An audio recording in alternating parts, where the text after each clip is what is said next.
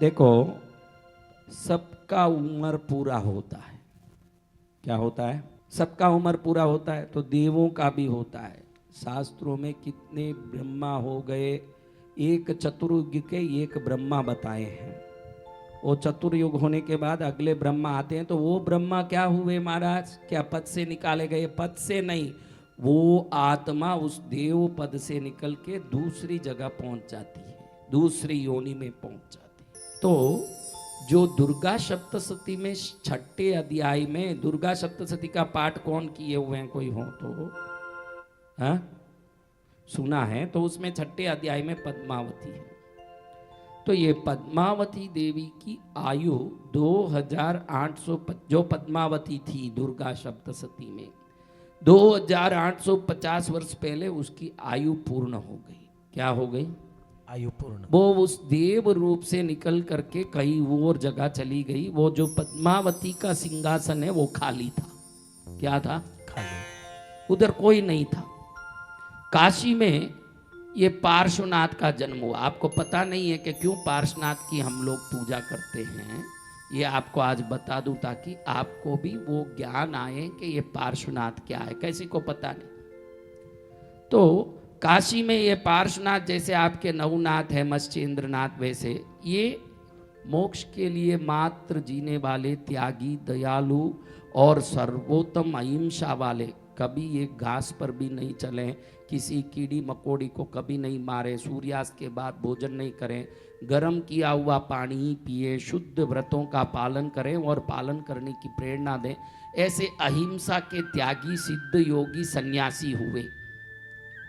एक समय ये जो योगी बनने के पहले ही कुमार अवस्था में कुंवारे थे, तो आज काशी में जहाँ राम घाट है, उस घाट के पास जा रहे थे तो देखा कि लकड़ी में दो नाग नागिन जल रहे हैं। क्या देखा?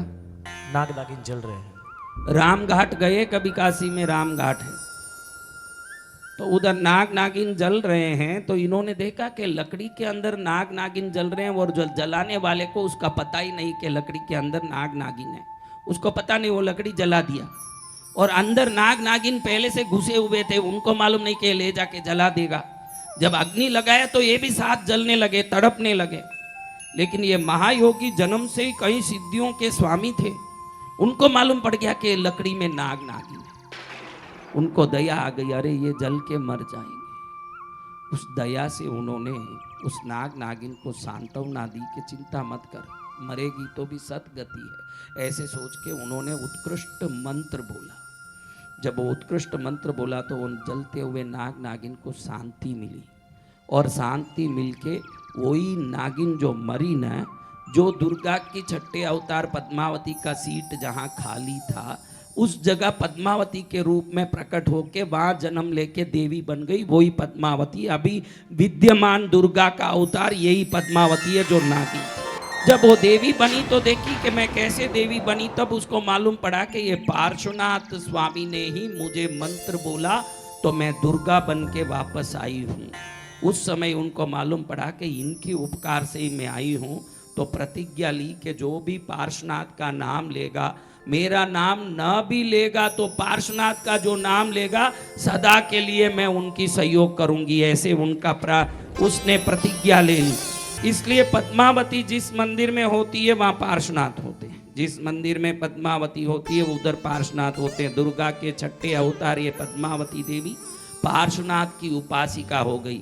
दुर्गा की जो छठा अध्याय पढ़ा हो आपने, तो उसमें पन्नगादि पछेकराम विपुलारुणाम्बुज विष्टराम नागादीश्वर विष्टराम फणिपणोत्तम सुरत्नावलिम भास्वत देहलताम दिवाकर निभाम नेत्रत्रयोद्भासिताम माला कुंभ नीरजकराम चंद्रार्कचूड़ांबराम सर्वज्ञेश्वर भैरवांक निलयाम पद्मावती चिंतये। ये पद्मावती जब अपनी आयु पूर्ण होने के कारण वो जगह रिक्त था, उस जगह में जो आई वो पद्मावती हो गई। लेकिन इस पद्मावती को अपने जो नाग योनि में, देखो एक सर्प योनि को कौन मानता है? सांप बोले तो सब भागता है।